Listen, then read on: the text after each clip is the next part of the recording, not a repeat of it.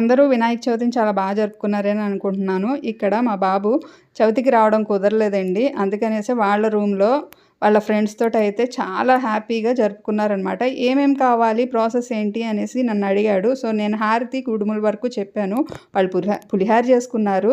అలాగే ఒక బాబుకి అన్నీ తెలుసట, పూజకి ఏమేం కావాలో, ఎలా చేసుకోవాలో. సో, ఆ బాబు అయితే చలివిడి వడపప్పును కూడా ప్రిపేర్ చేశారు. ఇవన్నీ వాళ్ళు ఏం చేసుకుంటారులే అని నేను అనుకున్నాను, కానీ అన్నీ పర్ఫెక్ట్‌గా చేసుకున్నారండి. ఇంకా కథ కూడా చదివాడు. ఆ వినాయకుడి ఆశీస్సులు ఈ పిల్లలందరి మీద ఉండాలనేసి మనస్ఫూర్తిగా కోరుకుంటున్నాను. ప్రాణ ప్రతిష్ఠ చేసినది. ఆ దివ్య సుందర బాలుని వాకిటకమని కథను అనగా అందలి హితబోధను చెప్పుకొని గణేశత తత్వము పట్ల బల ప్రతిష్ఠ చేయవలసింది అనిపించింది. అంతకు పూర్వమే ఆమె తండ్రి యగు పర్వతరాజు ద్వారా గణేశ మంత్రమును పొందినది.